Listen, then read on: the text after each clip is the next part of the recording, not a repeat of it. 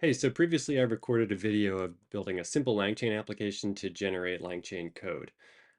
Today I wanted to use LangGraph and show kind of how to do that exact same thing um, as an agent as opposed to just a predefined chain of steps. So LangChain just introduced LangGraph, which basically is a really nice way to fully customize your agents. Um, and so to dive into it, I'll probably want to kind of like take a couple steps back. I'm going to quickly run through just like how do you just kind of manually call back and forth with OpenAI? How do you add tools to that? How do you run basically a basic LangChain agent?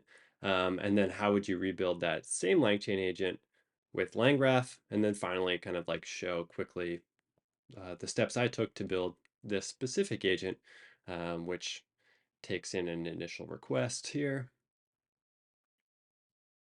to build a chain that does this.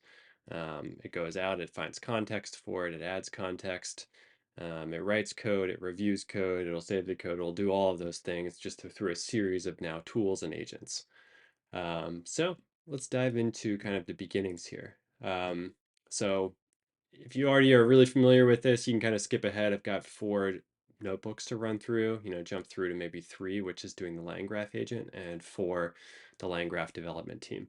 But quickly, I just wanted to show kind of like what is the manual steps for actually interacting and adding tools in with OpenAI. So here, this is just really basic setup of, let me just get my OpenAI keys, oops, kick it off. I start a OpenAI client here with my API key and organization ID. And the way you basically interact with OpenAI is just through this series of messages. Let me close this terminal and buy back a little bit of room. Where you send over really simple list. It's got a role and content. So I set it up with a system message. I then send a user message. It'll come back as an assistant. You just kind of chain these together and you'll have system role or system user assistant user. So those will just kind of repeat back and forth. So as opposed to just doing the basics here and appending it, I just set up some classes with some simple methods here. So how do I maintain what the messages are? Depending on who it's from and if there are tools, they'll kind of have different attributes. But then, I set up a conversation here, which is basically just how I add these messages to it and print it out nicely and return it into, the way that OpenAI actually interacts with it. So at this point, we can just initialize our conversation. Oops. This is what it looks like here. We've got a system message and the user. And when we send it to OpenAI, it'll look like this. Role system with its content, role user with its content. And now this is just all we'll do is we'll send that over to the client chat completions endpoint, our model, the messages, and what we'll get back is their response, which looks like this. It's got a lot of information. What we're mostly interested in is just this message here. So if we look just at the message, it's got content. So this is what it says back to me. I know it's the assistant who sent this message back. And then here are well, if there are any functions called or tools called, then it'll let me know as well. So this is just basically how it's going to go. You just, add that system message back in. So this is what our whole conversation looks like at that point. Now, if I add my own human conversation and see, what it looks like, you're just going to keep appending one more message at a time. And I've set this thing up. It's basically just you're an expert at adding and multiplying numbers together. I finally told it, do this, add these together. And so now it has its mission. Sure, it's got that. And then let's, start the process. So, you're going to go back and forth like this forever. Go for it. I just kind of combined a bunch of them. So finally it says the sum of these is 643 multiplied by that, 8,369. I think I logged what it's supposed to be up here. 8,359, so it's a little bit off. 643 multiplied by 13. Let's just do that real fast. 8359, and this says 8369. Okay, so that's just weirdly wrong. So LLM's not really good at math. So let's give it a tool to actually do the math portion. So we're going to do a really basic one. This is going to be a custom tool. Add two numbers together. So add number A, add number B, give us the result. So let's create that tool. And now this is how you specify the tools that we're going to be passing into the client chat completions. So previously we just passed in the model and the messages. Now we can pass in this list of tools. And so each tool is going to be structured pretty similarly. We say this is a function. Um, the name is add two numbers. The description is add two numbers together. And it's going to take a number A and a number B. Both of those are integers. The description of that one's the first number and the second number. And I need both of those for this to work. So that's the tool. Let me kick it off here. And now we have a new chat that's running. And this one has tools that it can access. So now if we kick off new conversation here, so I have just a new system message. So now it's an expert at adding and multiplying numbers together. Don't make assumptions.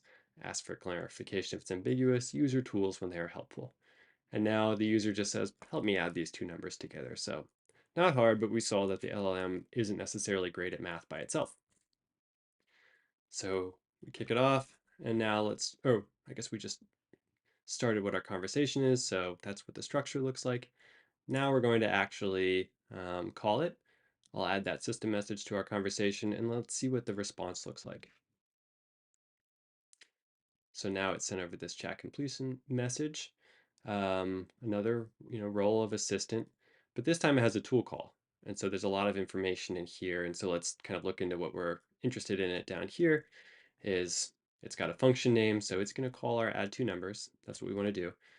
It extracted the number A and number B from the message I sent. So it says, add them together. Here are your inputs. And then you just need to keep track of the ID just for the sake of the conversation being chained together for OpenAI. And so if we look at what that whole conversation looks like now, we've got the system message, we have a user message, and the assistant message actually contains kind of all these tool calls. And so now what we're going to do is we're going to use the tool, call it, get the response back, and we're actually going to add a tool message now. So now the entire is a system. There's the user message, the assistant, which says use a tool. The tool is now run with a response of 40. And so now I'm going to pass that back finally to this LLM as this whole conversation that we have. And it now says, all right, it's got the user, help me add that. Assistant didn't add any information because it did a tool call here. I have a tool that responded with 40, and now the assistant finally has this information, and it can kind of summarize your request with the real information. And we can see what that all looks like here, but that's basically how a tool is called. So there's kind of like, three steps that actually happen here. It finds out it needs the tool, it uses the tool, it passes that information back to the assistant to then, summarize it and return it to the user. So that is how you would kind of manually go back and forth with an LLM with access to tools, all the kind of steps that are called or required to go from my request back to the full answer after using the tools. So with LangChain, this is going to be a lot simpler. I'm going to do that exact same method basically. So once again, kick off all our API keys. And now I'm just going to specify some tools, pass it into an agent, and just have the agent execute. And I don't have to now request all these things. So they basically have a way to set up custom tools here, which is how I basically say, here's a multiplier. So take these two numbers, which are ints. We're going to multiply them together, and here's kind of the structure of the tool. So I now name it multiplier, multiply by two numbers. And then it uses those inputs and uses this function. So that's how you specify a custom tool. I'm going to do the same thing with adder. So now I can multiply and add. I've got these two tools. I'll just like add into my little array of tools here. And now I can just set up an agent. So this is going to be kind of the standard model. This has been around for a while with LangChain, but I'm going to set up an chat OpenAI. This is the model I'm going to use with streaming. Really quick system template here if you're a helpful assistant, and then it takes some human template. I put together a whole prompt, so I don't actually have like a whole chat history or agent scratchpad that are really happening here, but it's got the system message and it's got the human message. And then I'm going to create an agent with that where I create OpenAI Tools agent. I pass in the model up here. I pass in the tools that we just specified up here, and then this prompt, which uses the system and human prompt. So we can create this. And then this is going to be really easy. We now pass in the agent to an agent executor, make it verbose, and I will invoke it. And so now it's going to do all of that work in between. So here we can see first invoke the adder with those things. It got 41 back. It invoked a multiplier where it takes in 41 times 40, which I was asking for, gives me the end result of 1640, and then kind of answers my question. So that was a lot easier because you don't have to actually do all those things, and it knows how to use the tools, call them, get the responses from them, pass it back into itself. And we can see how that worked over here in LangChain. This is kind of a nice way to visualize it. I think this is what I just requested. So yeah, here's the input. What's the result of adding these together and multiplying that by 40? We can see the steps that it took. So here it has access to a multiplier and an adder. That's the request I'm making. I passed in a system message if you're a helpful assistant. Here's the human message I gave it as well. And here's the output. It wants to do an adder and a multiplier. So those are the arguments here. It's actually curious. I'll have to look into why it did those simultaneously. And I guess it's a simple enough question that it was able to just kind of do that for itself. But here we can see the adder puts those together with an output of 41. This is an output of 1640. And now finally it puts it together so the final request has access again to all the functions and tools. The initial human request I made, the AI request to the tools, tool 1 called, tool 2 called, or tool 2 called, and then finally the output here. So that's how it's now just running all of this behind the scenes. And so that's using the pre-existing agent executor model. And then now we can do the exact same thing. So LangGraph allows us, this didn't give us much agency over saying how to go around and actually operate. So I can't say definitely do this first. I can't pass in a whole bunch of different agents for it to use. I can't really specify any of its internals. I just say, here's a list of tools, Godspeed. We'll see what you come up with. What LangGraph hopes to do is make it just easier for me to define basically all of those pieces. So now I'm going to take that exact same agent that we created. So once again, we're going to initialize it. The tools are identical. I'm going to give it once again a multiplier and an adder. Put those together, and then this is now where it's going to be different. So we're not going to use this agent executor down here anymore. And so because we don't do that, we're going to be calling individual tools by ourselves when we know that they need to be called. So we need to now set up a tool executor with the tools that are up here. So now I can actually just kind of call these directly when I need to. We're also going to be doing the agent differently. So this is now, previously we did an entire create OpenAI Tools agent. We're not going to be creating an agent this time. We're just going to be basically creating a simple LLM that we bind functions to. And one of the functions is I actually want it to respond in a certain way. So not only is it going to give us the result back from the computation, but also, explain the steps that you took. I want to check your work. So here we create the LLM just with a chat OpenAI. We now bind some functions to it. So we take all of those tools that we mentioned up here, multiplier and adder, and we're going to format tool to OpenAI function here. Which then we will bind to the LLM down here. But before that, we're also going to add this one function, which is creating a response here, basically, through Pydantic. That's one more function that I can call. So we now have our model. This is what we're going to be interacting with, as opposed to over here, we're interacting with an entire agent that was a create OpenAI Tools agent. And then this is where LangGraph is really wildly different. So up to this point, everything looked pretty similar. Now what we do is we kind of have three different things that we set up. We have the agent state, we set up nodes that are kind of doing actions, and we set up the graph, which specifies what our nodes are, how those nodes interact with each other. So this is going to be a really simple state here is I just have messages that get passed kind of around to everything that's happening. And anytime they've added this nice little operator that anytime I write to messages, it actually just adds to this existing list. Um, the next is you can specify your node actions. So I have a node here to call the model. I have a node here to call tools specifically. The model, you're just going to invoke it with all of the list of messages that I have at this point. The tool is going to do a tool invocation depending on what the model was requesting. So it's going to, invoke that, return a function message, append that to the messages. So like I showed before, we're just kind of appending those back and forth, but we have control here if we wanted to of kind of specifying how to do things. And you could even, if I wanted to, put in a user input to say, do we want to take this action? You can customize this now and kind of put things in here as you want to.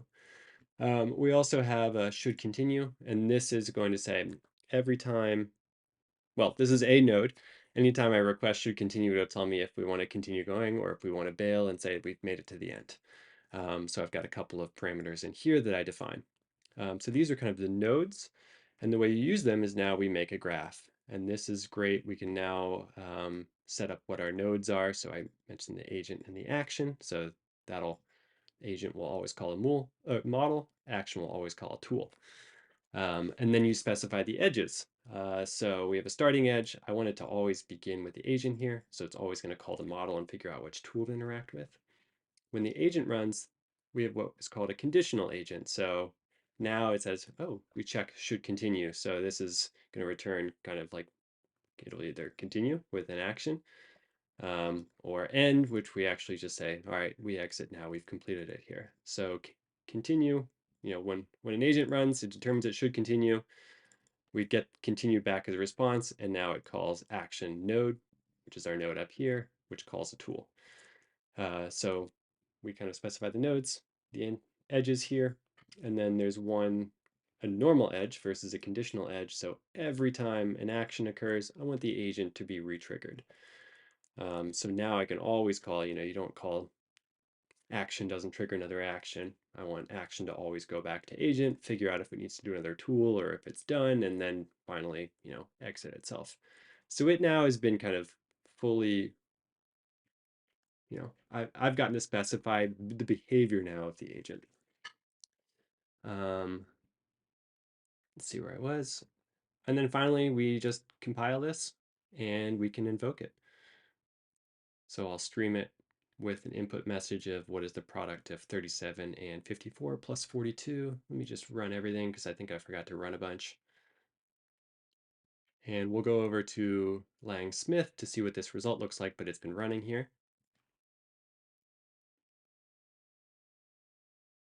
Okay, so this might look very, very similar. I'll make sure that was 237. I may have forgotten to rename agent demo up here. Oh, there we go. So now we can see I initially passed in what is the product of 37 and 54 plus 42. The agent is called first, and it knows it has these three tools, multiplier, adder, and the response that I wanted to request. It sees my human input, and it outputs we want to take a multiplier. Now, this is going to be ambiguous wording. I probably could have been more clear here with exactly what I wanted, but it figured out product of 37 and 54 plus 42. So, this isn't in parentheses or something, so you would need to do a better job if you want to make it really clear. But the action is run now, so it does the multiplier. Here we go. Here's our output. The agent can now assess it again. So here's the agent. It's got all of its tools. It's got the input. It saw that the AI call happened, it returned this, and now it says we need to do some adding. So now the adder is called, it passes in the right arguments here of those numbers, gets 2040 back. And finally, chat OpenAI happens one more time. It keeps, every time, we specified every time an action happens, go back to the agent, so it keeps happening here. And we'll see, well, I don't see anything after it, so we're pretty sure that it knows it was supposed to be done. So we have a function call here, and this is where I put in the custom output. And so it has result 2040, and it explained it. The product of 37 and 54 is 1998. Adding 42 to 1998 gives us a final result of 2040. So that's our response. So that's how you can use, what's it called, LangGraph, to basically do the exact same thing that the agent did, but we have just a little bit more control over it. And now if I want to make it a little bit more complicated, right now this was a simple example because it's still just one agent with a couple of tools. I'm just kind of having a little bit more clarity over which tool does what, how I want them to call, how I want them to interact with the agent. But you don't have to call tools, you can call functions, but you can call other runnables. So you can be calling basically other agents. So now you can kind of specify your hierarchy of agents. You can have an agent that has tools with agents as some of those tools. So you can specify whatever you want. So finally here, I did a quick example of what would it look like if I have a development team that, I give it a request and I say, I want you to build this. So the way I had it set up was find some context for this, good code examples that you can kind of pull into your window. And then somebody will take a stab at writing it basically. So you might have a code reviewer that then tries to review it, or a tester kind of actually running your code. They'll give feedback back to the writer. They might iterate that through a few times. They might determine that the context actually wasn't actually very good. So and then finally, once they determine that the tests have passed and the code reviewer agrees, like now we can actually return the result of the code. So with LangChain before, it was really just, you specified this discrete series of steps. Now you can kind of make it much more ambiguous and say, certain steps are going to repeat or loop, or, the router is going to make decisions of which tools to use. You don't have to kind of have that discrete chain anymore. So let me kick this kernel off also. I will walk through this final setup. So same thing, we're just going to use all of those previous things. Now my tools are, I'm using Weaviate, so I'm going to interact with the vector database, and I'm going to query a collection to find some code examples. And then I'll nicely format them into just kind of what I'm going to be passing into the context of the coder. Um, The next one is, this is basically our coder. So now we have a person who has, generate working code for a Jupyter notebook. Here's your context. And then we'll pass in a request to you. So this person's going to be now our, coding tool. And I did this in kind of a hacky way to reduce token usage. So they're actually going to be using the graph state to pass information back and forth, as opposed to kind of appending it constantly to the message history, so that you can kind of like, use all these agents, but they don't really necessarily see each other's messages that are being returned. So now we're going to set up the agent. I don't think this is relevant. I copied that one over. So we now have a list of tools. I don't know, I call these pseudo tools because I'm not really using the OpenAI. I'm doing some kind of weird things with them. So it has access to retrieving context, writing code, and reviewing code. We also have kind of one tool that's happening that I'm like, it's actually hidden from the router, which is going to be the first thing that calls. That it always kind of stores the initial request, but I don't want the router to ever go back to it, so I kind of stored them separately. Um, and now we're going to create, this is a custom tool just for our kind of routing agent. Here, one second, let me show you a diagram. All right, this isn't super pretty, but what we're going to do here is have a user. They're going to make a request. And the first thing is, I'm going to store this initial request. And then it's going to pass directly over and get context for that request. And then it's going to go back to the agent, and the agent's going to determine kind of the course of the next actions. So I've got kind of two predetermined initial steps. I don't want the agent to ever restore the initial request, but it is possible it needs to go back to the retriever to get context again. So that's a possible route for the agent. Once the agent has some context, it can start writing code. So it's going to go to the code writer. Every time the code writer spits something out, I want somebody to review it, and maybe we'd even want to, test code. Not they maybe do it as one step together. Who knows? But this is going to occur. I didn't actually set those up yet. I just did the code writer, and it's going to return it back to the agent. Or actually, I set one up, but it just always returns true. So the agent now gets to kind of choose how to interact. It doesn't have access to all the tools anymore. And then finally, when it does find out that it's got the context and good code and it doesn't need revision, it'll actually save the code and return that to the user. So, that'll be now saved somewhere in my computer locally, and the user will just need to be notified that it's ready. So this is what we're going to create here. So like I said, it kind of has a bunch of tools that has access to. What we're going to do here with the agent is it's really just going to like be a router to say, where are we sending the next thing? So it's just kind of interacting with the suite of tools, and telling me what it's going to do. And then I'm going to run those tools myself. So going back here to the code, we set up a router, which basically says you're either going to finish or call one of these tools. And I removed the hidden tools because I don't want it to ever call those. So now it has a list of route options that it can call, and its job here is has one tool that an agent actually interacts with, which is the router, and it says all you do is select the next team member to use. When you give me that route, I'm going to call those tools manually myself. So this is now basically the supervisor agent. I also give it a prompt here, so this is how I'm actually setting up the supervisor, and like we did in the LangGraph agent step over here, this is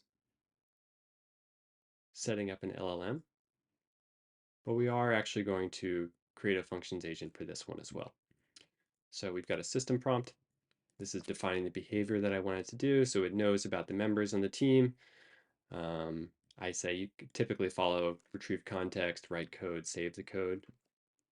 Here's our prompt with all of our messages in the scratch pad, and then kind of kick it off. So now this exists. I'm now going to set up a state. This is going to be shared from the agent and all the tools, which has the list of messages, agent outcomes, intermediate steps that occur.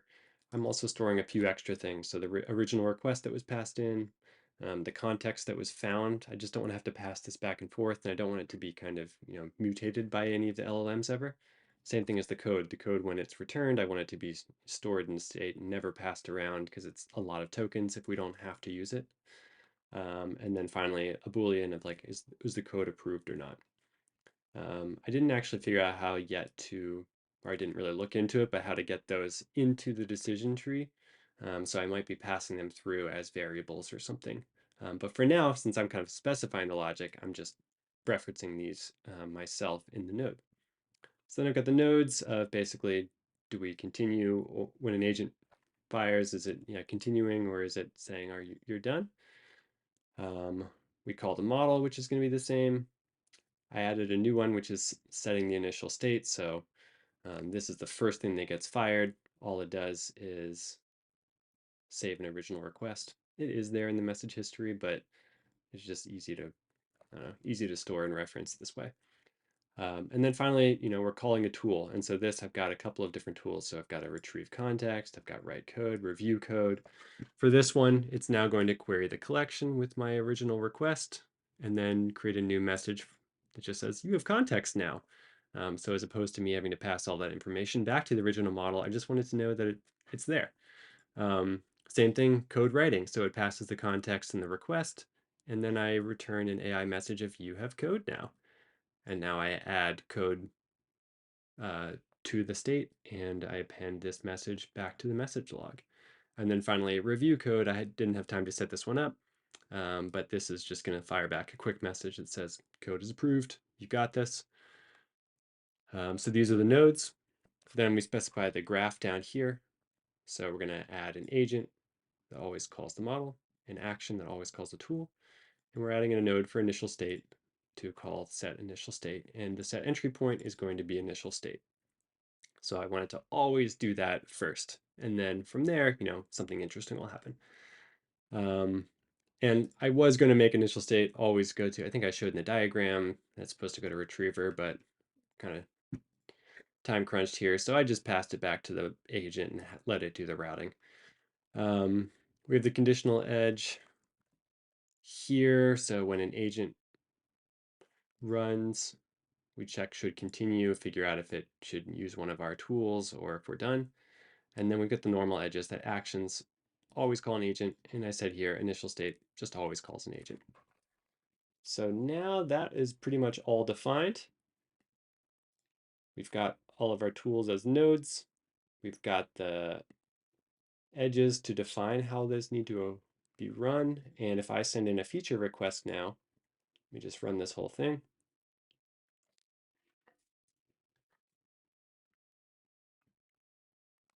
Here we go. This might take a little while because it's outputting code, but I don't think the quality of the code is going to be particularly good. It's still using 3.5 turbo. And now we can review this entire process. So we'll look through, we see the initial state occurred. We have an agent run.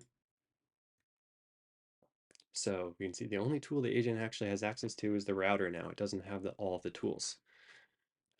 Here's the system message, the human message, and it tells us to retrieve context. So now we retrieve context. And the context is returned based on our request. Then we go back to the agent. This is now going to say, we pass just, instead of the whole context back, we just say, you have context now. So now it's going to say, oh, great, let's write the code.